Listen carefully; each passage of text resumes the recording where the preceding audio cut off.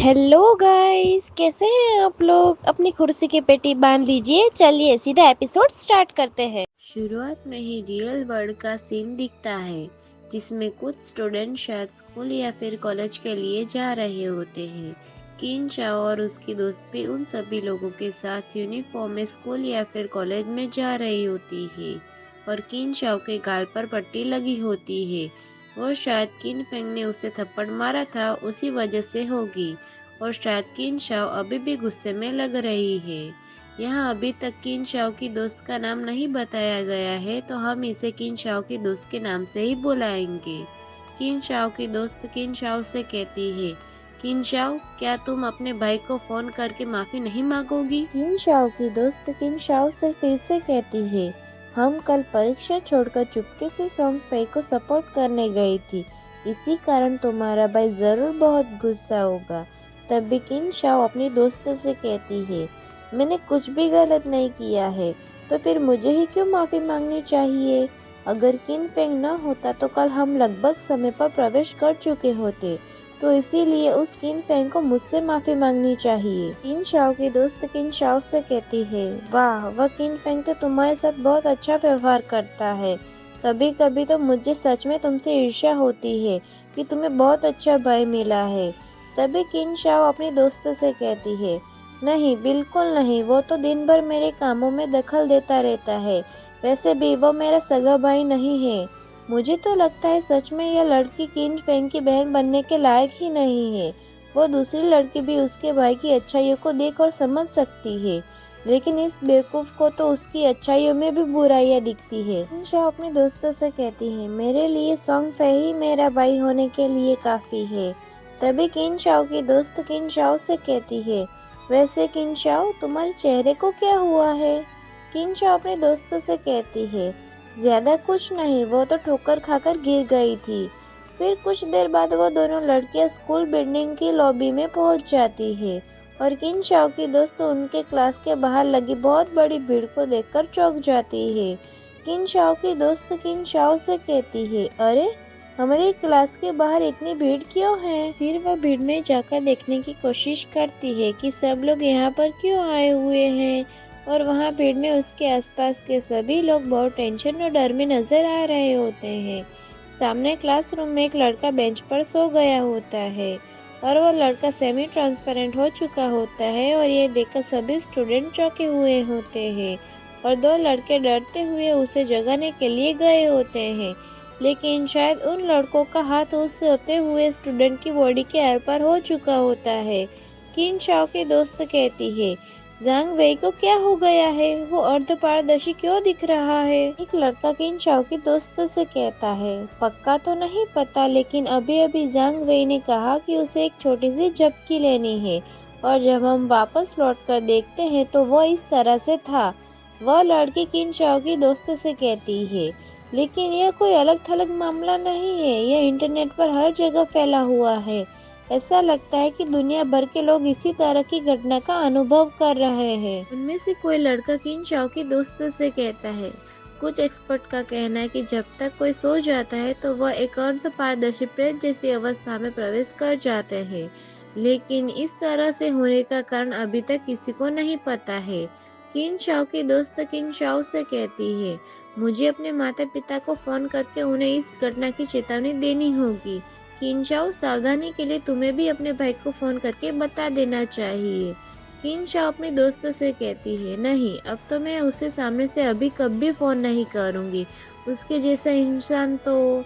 किन शाओ अपनी बात यह पूरी नहीं करती है और ज्यादा गुस्सा दिखाते हुए कहती है, अच्छा होता अगर वह मर ही जाता। ये बात सुनकर किन शाओ की दोस्त का मुंह खुला का खुला रह जाता है। उतने में ही गेम वर्ल्ड का सीन दिखाया है जहाँ पर किन फेंग अपनी कोई एबिलिटी यूज कर रहा होता है और उसके हाथ में कोई गोल्डन रिंग्स होती है। उसमें से कुछ पर रूबी लगे होते हैं और उसके हाथ पर गोल्डन रोशनी वाला गोला बना रहा हो ऐसा लगता है। तभी स्क्रीन में नोटिफिकेशन आती है, ग्रिड हैंड्स का एवोल्यूशन सफल रहा, ग्रिड हैंड्स ब्रॉन्ज से गोल्डन तक पहुंचा, असेशियन क्लास की स्किल, दुश्मन को लूटते समय अतिरिक्त लूट का सामान मिलने की संभावना 20% से 70% तक बढ़ जाती है। तभी फिर से स्क्रीन में नोटिफिकेशन आती है, आपने ग्रीडी हैंड को लेवल 2 तक पहुंचा दिया है। फिर शायद वह अपने हाथ के ऊपर बने इस एबिलिटी वाले बड़े हाथ से उस गोल्डन बॉल को फोड़ देता है और उसमें से गोल्डन लपटें निकलने लगती है। स्क्रीन में नोटिफिकेशन आती है, स्किल्स ग्रीडी हेड सफलतापूर्वक सक्रिय हो गया है। फिर से स्क्रीन में नोटिफिकेशन आती है, आपने 2 एवोल्यूशन पॉइंट्स प्राप्त किए हैं। आपको 46 डेज की टेबल लाइफ स्पेन प्राप्त की है। किन फैंग कहता है, अरे वाह, यह तो इतना बुरा भी नहीं है, मुझे 2 एक्स्ट्रा एवोल्यूशन पॉइंट्स मिले हैं। किन फैंग फिर से कहता है, ग्रीडी हैंड को लेवल 3 तक पहुंचाना इवॉल्व करने के लिए मुझे 3 पॉइंट्स चाहिए। उसके बाद जल्दी ही मुझे एक्स्ट्रा लूट मिलने की संभावना 100% हो जाएगी। फिर किन फेंग वहाँ से गायब होने लगता है। किन फेंग कहता है, विश्व की सरकारों को अब तक स्थिति का अंदाजा हो चुका होगा, खेल में और भी अधिक लोग शामिल हो चुके होंगे, मुझे अपनी प्रोग्रेस तेज करनी होगी। किन फेंग फिर से कहता है, अब समय आ गया है कि मैं उन सभी चीजों को अलग कर दूं जिनका मैं उपयोग कर सकता हूँ। अभी स्क्रीन में नोटिफिकेशन आता है, एक्विप्ड ब्रॉन्ज का एरोसिव डाइगर, अटैक 35, एजिलिटी 4, रिक्वायरमेंट लेवल 1। फिर वह स्टेल्थ मोड में चलते हुए अपने स्टेटस स्क्रीन को देख रहा होता है। किन फेंग कहता है, बहुत जल्द लोगों को यह एहसास हो जाएगा कि इस खेल से प्राप्त स्किल्स और इक्विपमेंट वास्तविक दुनिया में भी काम आ सकते हैं। जब ऐसा होगा तो दुनिया में पूरी तरह से अराजकता फैल जाएगी। स्किल्स और इक्विपमेंट को वास्तविक दुनिया में निकालने के लिए 2 शर्तें आवश्यक है। सबसे पहले लेवल 10 तक पहुंचना, दूसरा पर्याप्त ट्रेडेबल लाइफ स्पैन होना। किन फेंग फिर से कहता है, छोटे राक्षसों को हराने में बहुत समय लगता है, मुझे और भी ज्यादा ताकतवर बॉस ढूंढने होंगे। फिर किन फेंग को दूर से कोई लोगों की आवाज सुनाई देती है। कोई कहता है, हाँ हाँ, ये पकड़ लो, जल्दी से बचो, उसे डोज करो। वह देखने के लिए आवाज की दिशा में आगे बढ़ता है। वह शायद किसी जंगल की थोड़ी सी ऊंची जगह पर होता है और किन फेंग वहां से नीचे की तरफ देखता है जहाँ से आवाज आ रही होती है। उतने में नीचे से आवाज आती है, ध्यान रहे, नीचे कुछ लोग एक रेड मॉन्स्टर से लड़ रहे होते हैं जिसके काफी सारे नुकीले हाथ होते हैं। वह शायद वही मॉन्स्टर है जिसे कुछ टाइम पहले शैडो ने एक ही हमले में मार दिया था। और उन लोगों की टीम में एक वॉरियर, एक विजार्ड और एक बोमैन होता है।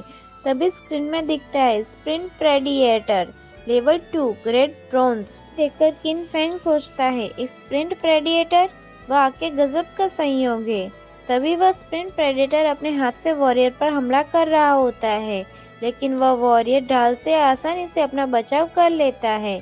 किन फेंग सोचता है, रुको, क्या वह वांग मेंग नहीं है। किन फेंग सोचता है, मुझे यहाँ उससे मिलने की उम्मीद नहीं थी, तो अफवाह वास्तव में सच निकली।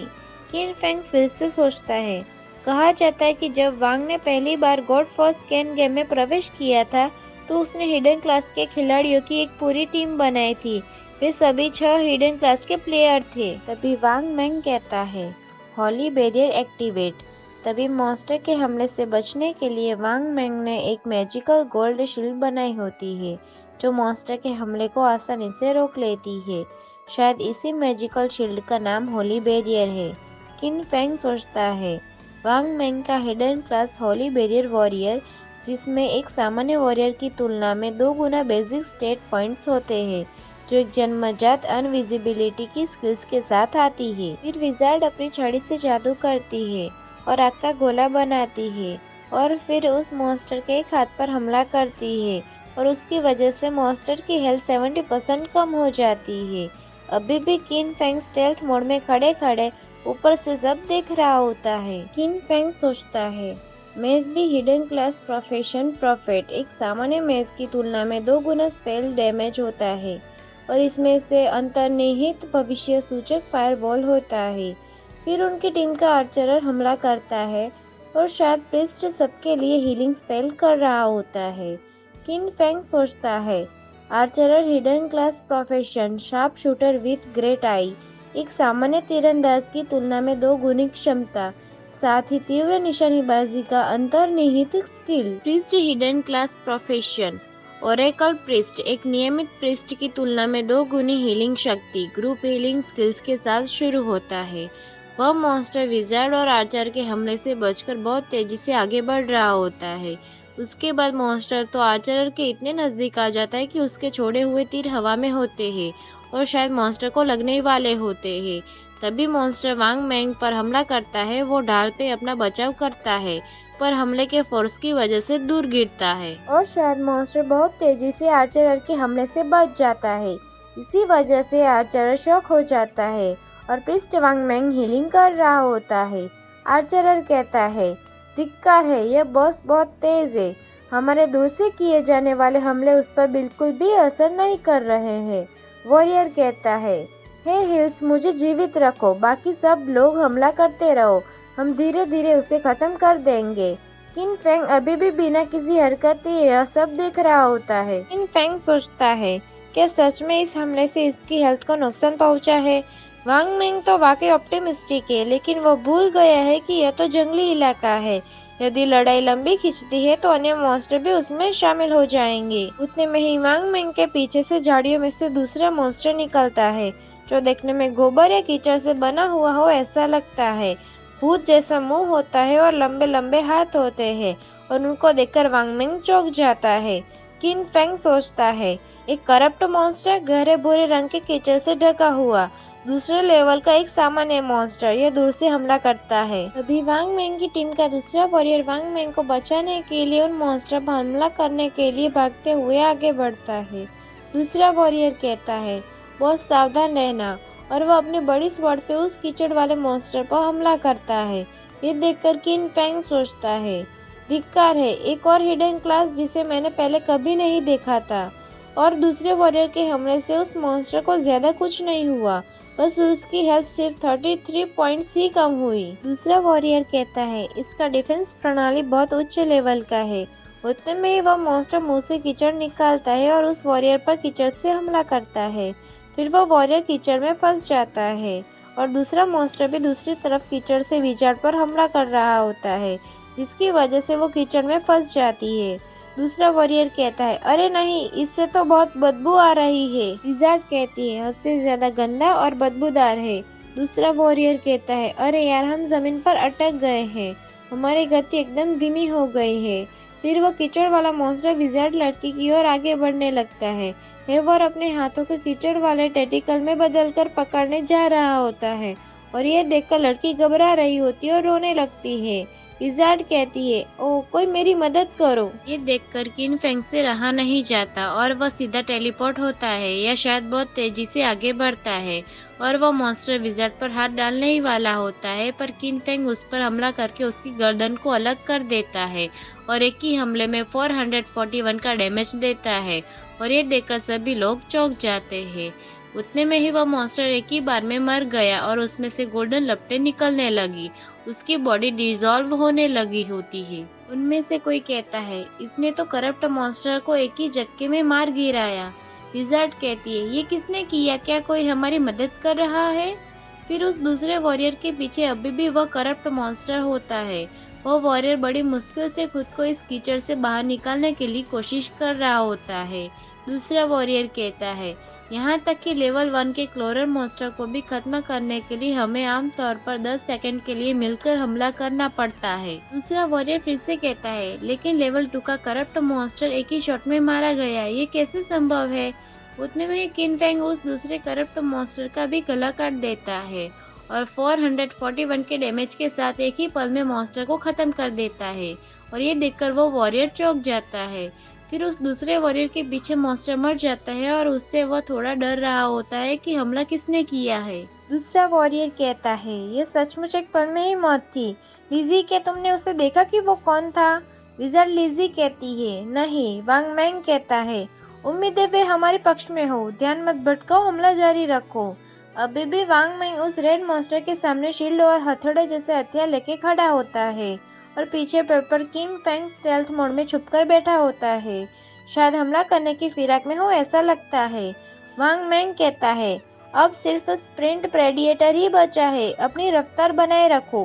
तभी स्क्रीन में नोटिफिकेशन आती है, आपने करप्टर लेवल 2 को मार गिराया है 2 बार, आपको 40 एक्सपी प्राप्त हुआ, आपको 1 इवोल्यूशन पॉइंट्स प्राप्त हुआ, आपको skill book venom dart common grade प्राप्त हुई है, 8 डेज की ट्रेडेबल लाइफ स्पैन को प्राप्त किया है। फिर किन फेंग स्क्रीन चेक कर रहा होता है और उसके आसपास गोल्डन लपटें आ गई होती है, जो शायद उसके मॉन्स्टर मारने के बाद का रिवॉर्ड लगता है। किन फेंग सोचता है, वेनम डार्ट मध्यम दूरी का विशेलर डैमेज के लिए तो परफेक्ट है, जिसे तुरंत ही इवॉल्व करता हूँ। तभी स्क्रीन में नोटिफिकेशन आती है, विषम dart level 2 silver grade assassin class की स्किल। ये 40 मीटर की अधिकतम दूरी तक घातक विषैला तीर फेंकता है। लगने पर 120 आक्रामक क्षति पहुंचाता है और विष की स्थिति उत्पन्न करता है। कूलडाउन 5 सेकंड तक हो जाता है। रिक्वायरमेंट लेवल 2 विष प्रति सेकंड 50% निरंतर क्षति पहुंचाता है। 5 सेकंड तक रहता है, इसे रोका नहीं जा सकता। और उतने में ही वह रेड मॉन्स्टर वांग मैंग पर हमला कर देता है, लेकिन इस बार दो तरफ से हमला करता है। तो वांग मैंग एक तरफ से तो अपना बचाव कर लेता है, पर दूसरी तरफ से मॉन्स्टर का नुकीला हाथ उसके पेट में घुस जाता है, जिससे उसकी हालत खराब हो चुकी होती है। और अगले ही पल वांग मैंग के हाथ में से हथियार गिर जाता है और मॉन्स्टर उससे अपने दोनों हाथों से उसे हवा में उठाता है और वांग मैंग दर्द से चीखने लगता है। आर्चर चिल्लाते हुए कहता है, अरे नहीं वांग मैंग। प्रिस्ट कहता है, कोई फायदा नहीं है, मैं इतनी जल्दी हील नहीं कर सकता हूँ। अभी भी प्रिस्ट वांग मैंग को हील कर रहा होता है, पर मॉन्स्टर का हाथ अभी भी वांग मैंग के अंदर होता है, जिसकी वजह से वह हील नहीं हो रहा होता है। वांग मैंग कहता है, तुम लोग भागो, अभी के अभी भाग जाओ। उतने में ही एक खंजर हवा की रफ्तार से ग्रीन कलर की रोशनी के साथ आता है और आकर सीधा मॉन्स्टर की खोपड़ी में ही लगता है, जिसकी वजह से उसकी हेल्थ 845 पॉइंट्स कम हो जाती है। और ये देखकर वह सभी लोग चौंक जाते हैं। उनमें से कोई कहता है, ये क्या हो गया? उस हमले ने बॉस की आधी हेल्थ एक झटके में ही खत्म कर दी। हमले की वजह से मॉन्स्टर के सर से ग्रीन खून पानी की तरह निकलने लगता है और वह दर्द के कारण अजीब सी आवाज करने लगता है। और वांग मिंग उसकी पकड़ से छूटकर नीचे गिर चुका होता है। फिर उसका ज्यादा खून निकलने की वजह से बहुत ज्यादा चीखता है और नीचे गिर जाता है। और फिर धीरे धीरे उसकी हेल्थ कम होती है और वो मरने लगता है। स्क्रीन पर देख सकते हैं कि हर सेकंड 324 का डैमेज लग रहा होता है। तभी स्क्रीन में नोटिफिकेशन आती है, आपने 90% से अधिक क्षति पहुंचाई है, लूट का माल आपका है, आपने स्प्रिंट प्रेडिएटर ब्रॉन्ज ग्रेड को मार गिराया है, आपको 1600 EXP प्राप्त हुई है, बधाई हो, आप लेवल 3 पर पहुंच गए हैं, आपको 2 एवोल्यूशन पॉइंट्स प्राप्त हुए हैं, आपने 55 डेज की ट्रेडेबल लाइफ स्पैन को प्राप्त किया है। अभी भी किन फेंग उसी पेड़ पे खंजर पकड़े हुए स्टेल्थ मोड में खड़ा होता है। किन फेंग सोचता है, मुझे उम्मीद नहीं थी कि वेनम डार्ट का डैमेज ओवर टाइम मेरे क्लास की पैसिव एबिलिटी को भी ट्रिगर कर देगा। किन फेंग फिर से सोचता है, स्टेल्थ मोड में हमला करने की शक्ति से मैं अदृश्य रह सकता हूँ और निश्चित काल तक तीर चला सकता हूँ। खेल के शुरुआती और मध्यम चरण में अब मुझे कोई नहीं रोक सकता है। फिर वांग मिंग उस मरे हुए मॉन्स्टर के सामने बैठा होता है और उस मॉन्स्टर की बॉडी डिसॉल्व होकर रिवॉर्ड वाला गोल्डन बॉल बन रही होती है। वांग मैंग कहता है, हे भगवान, इतना ज्यादा डैमेज, क्या वो इंसान भी? तभी वो गोल्डन बॉल अचानक ही गायब हो जाती है। कोई टीम मेंबर कहता है, वो कहाँ गायब हो गया? वांग मैंग कहता है, लूट की गोल्डन बॉल अचानक गायब हो गई है। फिर वांग मैंग वहाँ पर खांसी खाते हुए हाथ जोड़कर बचाने वाले को कांपता हुआ प्रार्थना कर रहा हो वैसा खड़ा होता है और मॉन्स्टर की गोल्डन बॉडी सैंड में पूरी तरह से डिसॉल्व हो रही होती है। वांग मैंग कहता है, हे अनजान दोस्त, क्या मैं आपका नाम पूछ सकता हूँ? हमें बचाने के लिए आपका बहुत बहुत धन्यवाद। किन फेंग दिख नहीं रहा होता है, वह अभी भी स्टेल्थ मोड में रहकर ही जवाब देता है। किन फेंग कहता है, क्या मुझे धन्यवाद कहना चाहते हो? अगली बार जंगल में अनजान लोगों पर इतनी जल्दी आसानी से भरोसा मत करना। यह बात सुनकर वो लोग चौंक जाते हैं और यह बात सुनकर वांग मैंग रोने लगता है। फिर बचने के बाद वो लोग वहाँ से जाते हुए एक दूसरे को गले मिल रहे होते हैं और वांग मैंग हाथ उठाकर किन फेंग का शुक्रिया और बाय बोल रहा होता है। वांग मैंग कहता है, मुझे समझ सब कुछ आ गया है, हमें सलाह देने के लिए आपका धन्यवाद। जब आप अपनी लूट चेक कर रहे होंगे तो उस समय हम आपको परेशान नहीं करेंगे। मैं वांग मैंग हूँ, अगर आपको कभी किसी चीज की जरूरत हो बेझिझक मुझे संपर्क करें। लीजर लिजी कहती है, हे बिग ब्रदर, मैं हे बोले लिजी हूँ, क्या मैं आपको दोस्त के रूप में ऐड कर सकती हूँ? एक लड़का कहता है, बॉस बहुत बातें हो गई, चलो सब चलते हैं। किन फेंग वही स्टेल्थ मोड पर खड़े खड़े ही ये सब सुन रहा होता है और लूट की बॉल उसके हाथ में ही होती है। किन फेंग सोचता है, वांग मिंग भरोसेमंद इंसान प्रतीत होता है। इसके अलावा उसे दक्षिण गवर्नमेंट का भरपूर समर्थन और संसाधन प्राप्त है। किन फेंग फिर से सोचता है, मुझे एक स्टेबल सेल्स चैनल की आवश्यकता है। मैं उसे अपनी लूट का अनयूज्ड सामान बेच सकता हूँ। फिर वो अपनी ग्रीडी हैंड वाले एबिलिटी को यूज करके लूट बॉल को एक्स्ट्रा लूट के लिए डिसॉल्व करता है, जिससे उसे ज्यादा लूट मिलती है। तभी स्क्रीन में नोटिफिकेशन आती है, आपको 3 एवोल्यूशन पॉइंट्स प्राप्त हुए हैं। आपने 55 डेज की ट्रेडेबल लाइफ स्पैन को प्राप्त किया है। मैं स्प्रिंट प्रेडेटर के चमड़े का लेदर वेस्ट ब्रॉन्ज ग्रेड प्राप्त कर लिया है। एक क्यूब्ड स्प्रिंट प्रेडेटर के चमड़े का लेदर वेस्ट ब्रॉन्ज ग्रेड का असेशियन क्लास के गियर, फिजिकल डिफेंस 9 से ज्यादा, ऑयल एलिमेंट रेजिस्टेंस 5 से ज्यादा, कूल डाउन स्पीड डिक्रीज 50% से ज्यादा, रिक्वायरमेंट लेवल 2। फिर बारिश में किन फेंग वहाँ से जाने लगता है। किन फेंग कहता है, बहुत बढ़िया लूट मिल गई है। अभी भी मेरे पास अन्य कोई क्लास के इक्विपमेंट और स्किल बुक मौजूद है। जब मेरा थैला भर जाएगा तो मैं वापस शहर जाऊंगा और इसे लाइफ स्पैन के बदले में बदल दूंगा। तभी किन फेंग थोड़ा गुस्से में हो ऐसा दिख रहा होता है। किन फेंग गुस्से में कहता है, इस बार मेरी ग्रोथ पिछली जिंदगी की तुलना में से 100 गुना ज्यादा तेज होगी। सोंग फेई, मैं जल्द ही तुम्हारे पास आऊंगा। आज का अपना सफर यहीं तक का था। अब फिर मिलेंगे नेक्स्ट एपिसोड के साथ। Thanks for watching our videos. Please like and subscribe guys.